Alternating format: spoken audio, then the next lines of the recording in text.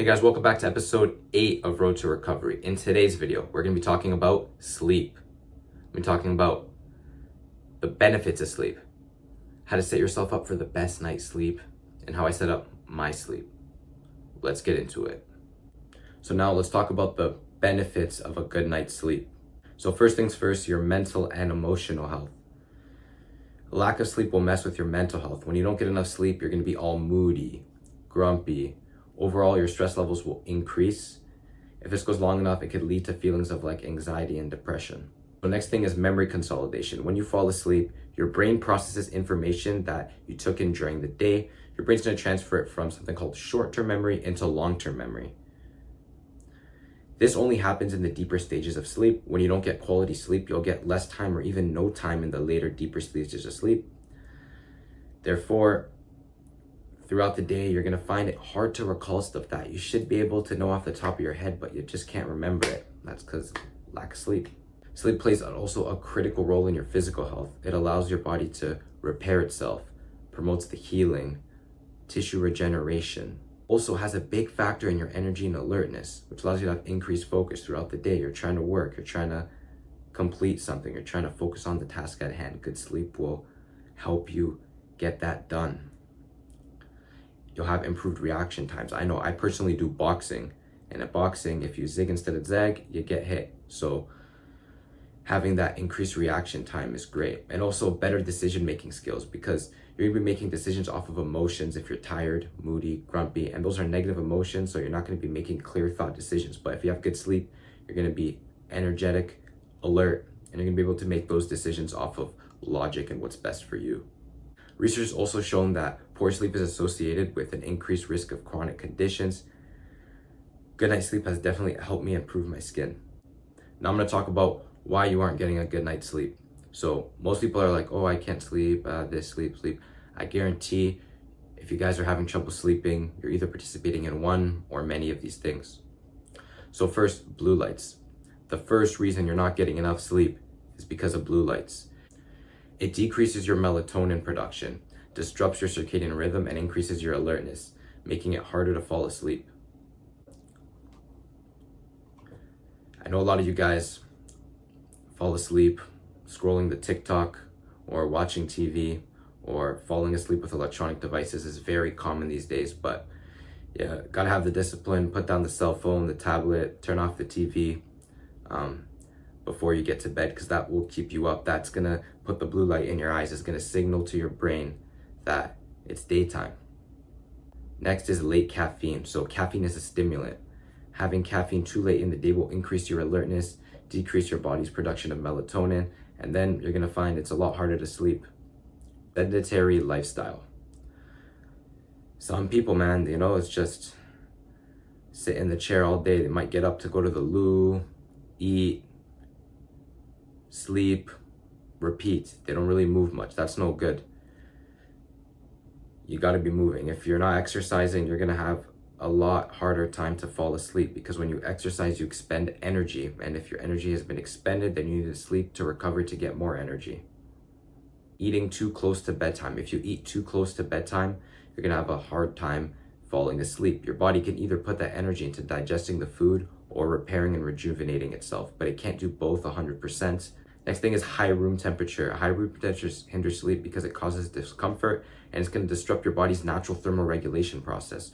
So think about it as if we were out in the wild. This is how I like to think of things sometimes. I like to go back, okay, what if we were in the wild? What would we do? Well, outside, when it goes to night, the temperature drops. So what does your body do? Your body's internal temperature increases. So if it's too hot inside and your body temperatures increases, you're going to be very uncomfortable, sweating and hot at night, and that's going to prevent you from falling asleep and staying asleep. Last thing is inconsistent sleep times. I know firsthand, you can't be going to bed at 11 p.m. and the next day 4 a.m. and then the next day 2 a.m. and the next day have a random nap. Like, your sleep times have to be consistent. Inconsistent sleep times is going to mess up your sleep. You're going to feel tired all the time. Your body's natural circadian rhythm is off. What to do to set yourself up for a good night's sleep. So, first thing, no blue light 30 minutes before bed. Ideally, an hour or two before bed if you're having trouble with putting your phone down, stop watching the TV, off the computer, whatever it is. No blue lights 30 minutes before bed. No caffeine after 1 p.m. If you want to have that morning coffee to give you a little boost, if you need it, cool. But don't be having coffee in the late afternoon or even evening, because that's going to seriously hinder your sleep.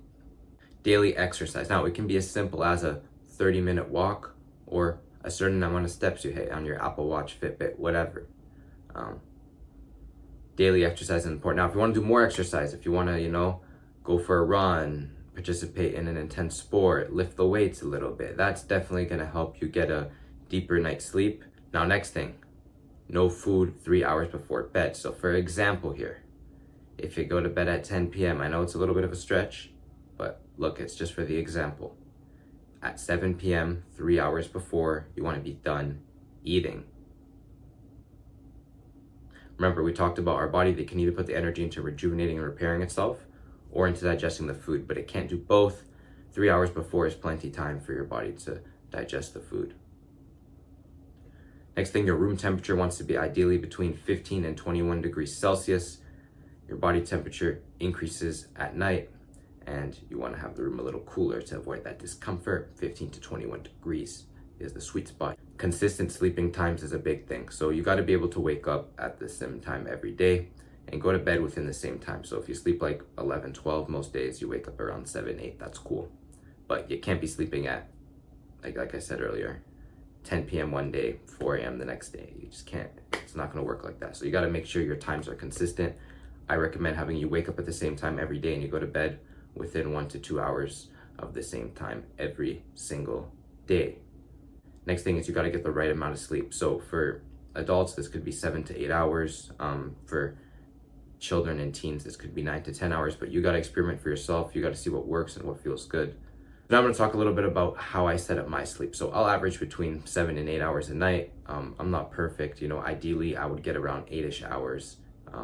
My ideal sleep time would be like 11:30, pass out 11:45, wake up at 8, no interruptions. But sometimes I don't get to sleep till around 12-ish, and then might wake up once in the middle of the night to go pee. It happens, right? But every single day I'll be up 8 a.m. and around 11 p.m. I'll start my nightly routine. My nightly routine consists of me brushing my teeth, prepping food for the next day, pulling it out of the freezer, setting water for the morning, doing some meditation. I'll be talking more about meditation in episode 9. Stick around for that.